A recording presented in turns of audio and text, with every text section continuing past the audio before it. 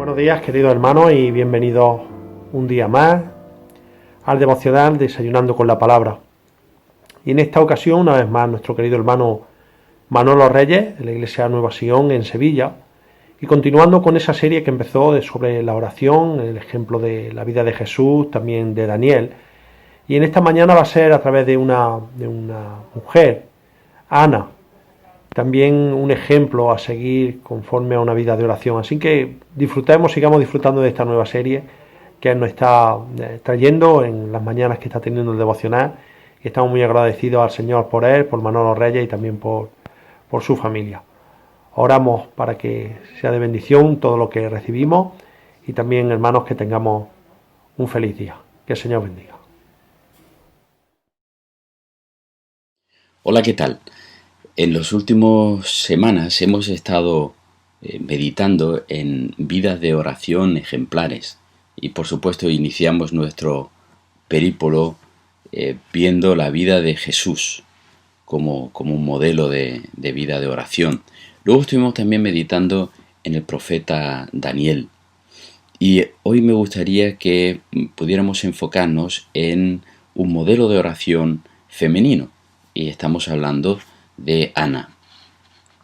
En el primer libro de Samuel, en el capítulo 1, arranca la historia de Samuel y dice así la palabra, versículo 1, había un hombre de Refataim, de Sofim, de la región montañosa de Efraín, que se llamaba Elcana, hijo de Jeroam, hijo de Eliú, hijo de Tohu, hijo de Suf, efrateo, y tenía dos mujeres. El nombre de una era Ana y el de la otra Penina, y Penina tenía hijos, pero Ana no los tenía. Mirad, la primera pregunta que me asaltó era, ¿era normal para un judío tener más de una mujer? Ciertamente no, pero ¿qué es lo que tenemos que poner un poco en el contexto? ¿Dónde estamos culturalmente hablando? Estamos al final de la época de los jueces. Está empezando a narrarse la historia de Samuel, que es el último de los jueces, el primer gran profeta, después de esa era de los jueces, y estamos justo previo a la implantación de la dinastía de lo que es el reinado de Israel. Entonces nos encontramos con que los judíos aquí se habían mezclado con todas las culturas paganas que ya teníamos en Canaán, justo estas culturas que el Señor dijo que los judíos deberían de erradicar cuando entrasen en la tierra prometida. Pero bueno, esto es un poco la idea. Ahora, nos encontramos que este hombre, Elcana, tenía dos mujeres y una de ellas era estéril. ¿Vale? Vamos a seguir leyendo. Este hombre subía todos los años de su ciudad para adorar y ofrecer sacrificios al Señor de los ejércitos en Silo, y los dos hijos de Eli, Ofni y Finés, eran sacerdotes del Señor allí. Cuando llegaba el día en que Elcana ofrecía sacrificio, daba porciones a Penina su mujer y a todos sus hijos e hijas, pero a Ana le daba una doble porción, pues él amaba a Ana, aunque el Señor no le había dado hijos. Aquí, paremos otra vez, nos encontramos con el detalle de por qué Elcana se mantenía dos mujeres. Él amaba a Ana. ¿Sabéis que los judíos habían tergiversado las escrituras de tal manera que un judío podía darle carta de divorcio a su mujer por cualquier pretexto? Si se le quemaba la comida, pues esto ya era un pretexto para dejar, para devolver la mujer a sus padres. Esto era una práctica que se daba en aquellos tiempos y que el mismo Señor Jesús tuvo que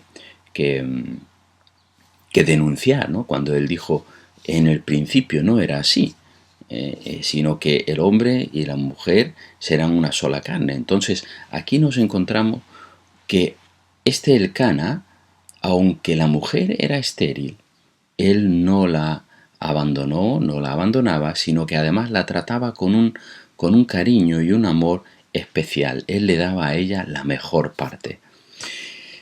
El versículo 6. Pero su rival la provocaba amargamente para irritarla porque el Señor no le había dado hijos. Esto sucedía año tras año. Siempre que ella subía a la casa del Señor, la otra lo provocaba y Ana lloraba y no comía. Fijaros, esto no sabemos el tiempo, pero era año tras año. Penina, la otra mujer, la que tenía hijos, se creía mejor y entonces hundía psicológicamente a Ana en su esterilidad, o aprovechaba la esterilidad de Ana para hundirla moralmente. Dice que Ana lloraba y no comía, ayunaba. Pero Alcana, fijaros qué varón, fijaros qué hombre, dice, pero en el 8, entonces Alcana, su marido, le dijo, Ana, ¿por qué lloras y no comes? ¿Por qué está triste tu corazón? ¿No soy yo mejor para ti que 10 hijos? Qué maravilla, ¿verdad? Un hombre que le dice a su mujer, por ser estéril, que él es mejor, si no es el mejor para ella que 10 hijos. Él la trataba con un amor profundo y un cariño profundo. Pero Ana se levantó después de haber comido y bebido en Silo, y mientras el sacerdote Elí estaba sentado en la silla junto al poste de la puerta del templo del Señor, ella, muy angustiada, oraba al Señor y lloraba amargamente. Mirad, aquí vemos a Ana en la actitud que Dios desea de cada uno de sus hijos. Ante la aflicción, ante la necesidad, ante las situaciones límite, Dios le gusta que nosotros vayamos a Él, mostremos esa dependencia de Él y oremos, hablemos con Él. Ella esto es lo que hizo. Ella se fue a la puerta del templo del Señor, que es donde estaba Elí. Mirad, ¿dónde estaba el templo? No era un templo hecho de ladrillo, no era un templo hecho de piedra. Recordemos que estamos en tiempos finales de los jueces.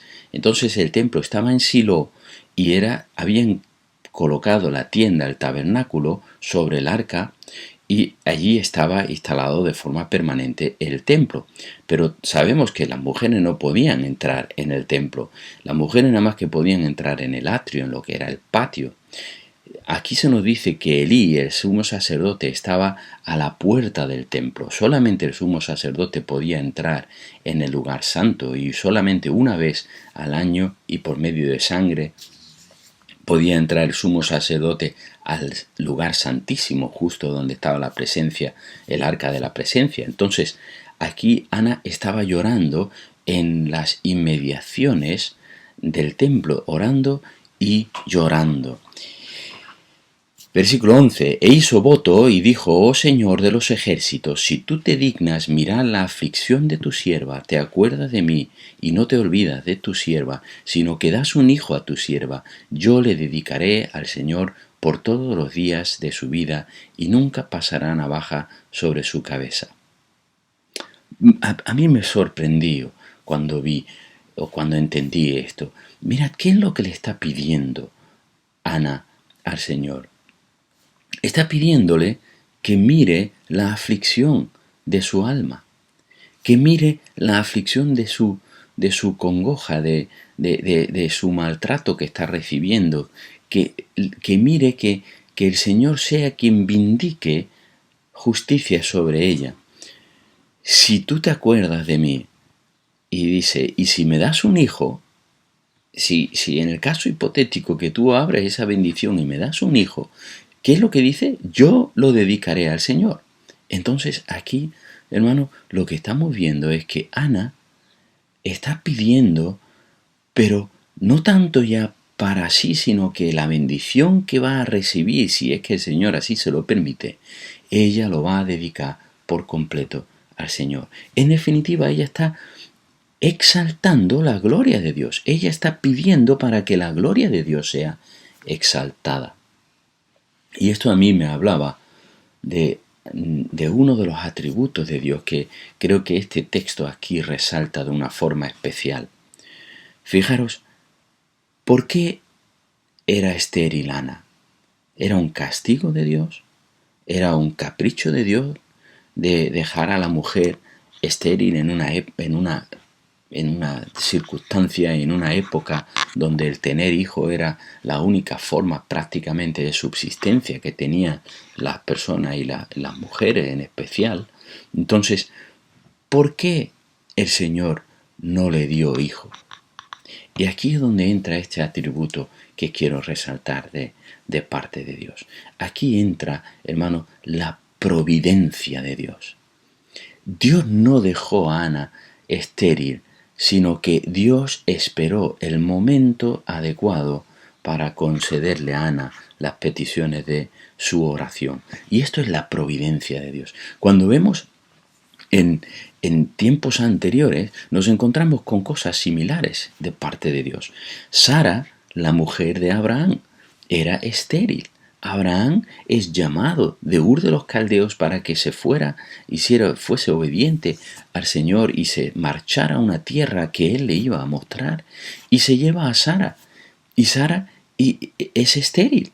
Pero sin embargo Dios le da la promesa a Abraham de que en ti serán benditas todas las naciones de la tierra. Por lo tanto, Abraham recibe la promesa de parte de Dios teniendo una mujer estéril. Y uno puede decir, bueno, pero esto no tiene sentido. Bueno, pero ahí está la providencia de Dios. Ahí es donde está también la fe de Abraham. Bueno, Dios puede sacar vida incluso de las piedras, ¿no? Entonces, en Ana vemos esta misma historia. Ana era estéril porque la providencia de Dios iba a mostrarse, iba a revelarse en toda su gloria en ese niño que iba Dios darle a Ana. Ese niño es un niño muy especial en el Antiguo Testamento. Es nada menos que Samuel, el profeta, el sumo sacerdote, el que iba a iniciar la dinastía tanto de Saúl y luego la de David. Él es el que es elegido por Dios para llevar a Israel a esa dinastía, ¿verdad? Entonces, este niño va a salir de esta oración, de esta providencia de Dios que se presenta aquí por medio de la oración de Ana.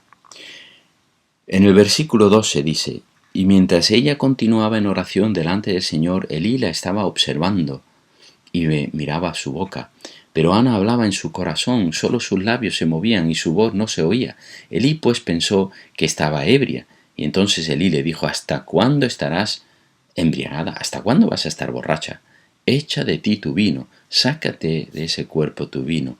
Pero Ana respondió y dijo: no, Señor mío, soy una mujer angustiada en espíritu, no he bebido vino ni licor, sino que he derramado mi alma delante del Señor.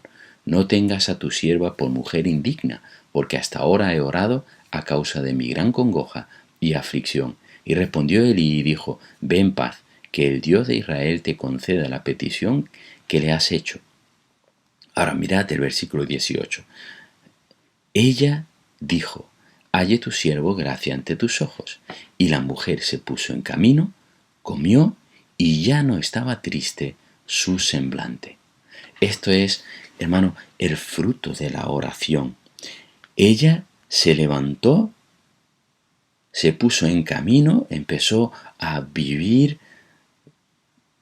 y a hacer las cosas de su día a día, comió y ya no estaba triste su semblante. Su cara, su congoja, todo lo que era su aflicción, la había dejado a los pies del Señor, lo había dejado en oración delante del Señor.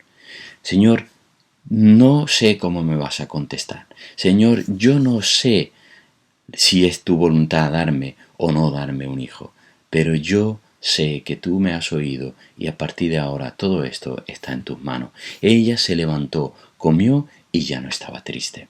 Y esto es el fruto de la oración. La oración en la dependencia de Dios es cuando nosotros realmente derramamos nuestro alma delante del Señor y lo dejamos en sus manos.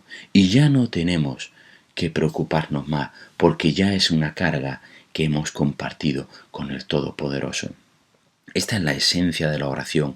La esencia de la oración no son tanto las peticiones, no son tanto el pedir que Dios haga, sino el que nosotros dependamos de Dios, de que nosotros descarguemos nuestras cargas, nuestras aflicciones delante de Él para que Él las comparta, para que Él sea quien las lleve. Y esto es, tenemos este ejemplo en el rey David. ¿Os acordáis cuando el Señor le dice, el hijo fruto de tu pecado con Betsabé ciertamente morirá? ¿Qué hizo David? Se puso a orar, pataleó, lloró, se puso en ceniza y él estuvo batallando espiritualmente con el Señor, orando delante del Señor, pidiendo misericordia, pero Dios contestó y le quitó el hijo y el hijo murió. ¿Y qué hizo David? Pues en ese momento él se levantó, se lavó, se vistió y comió. ¿Por qué? Porque su lucha, su aflicción delante del Señor lo había dejado en las manos del Señor. El Señor había contestado, no conforme a lo que David pedía, pero él sabía que Dios es soberano y cuando Él hace lo que hace, nosotros tenemos que estar tranquilos y completamente convencido de que esa decisión de Dios es la mejor para exaltar la gloria de Dios y para nuestras vidas. Por lo tanto, hermano, este es el ejemplo precioso de Ana. Y Ana termina cuando ya recibe la bendición de parte de Dios de concebir a ese hijo. Ella realmente tiene a Samuel, su hijo, y después de destetarlo lo lleva al templo y se lo entrega a Elí para que esté todos los días de su vida ministrando delante del Señor. Y finalmente quiero terminar con la lectura de ese cántico de oración, de ese cántico de alabanza que Ana tiene para con el Señor una vez que el Señor ha contestado y ha visto la aflicción de su alma. Dice Ana, así mi corazón se regocija en el Señor, mi fortaleza en el Señor se exalta, mi boca sin temor habla contra mis enemigos, por cuanto me regocijo en tu salvación.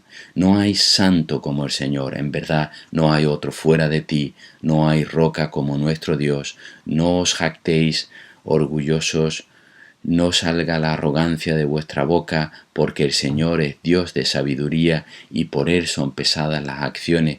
Quebrados son los arcos de los fuertes, pero los débiles se ciñen de poder. Y terminamos en el versículo 9. Él guarda los pies de sus santos, mas los malvados son acallados en tinieblas, pues no por la fuerza ha de prevalecer el hombre. Los que contienden con el Señor serán quebrantados. Él tronará desde los cielos contra ellos. El Señor juzgará a los confines de la tierra.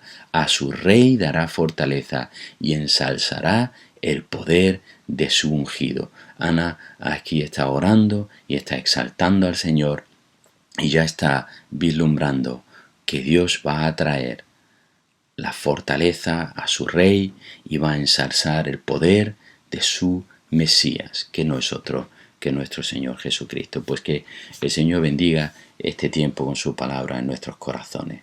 Amén.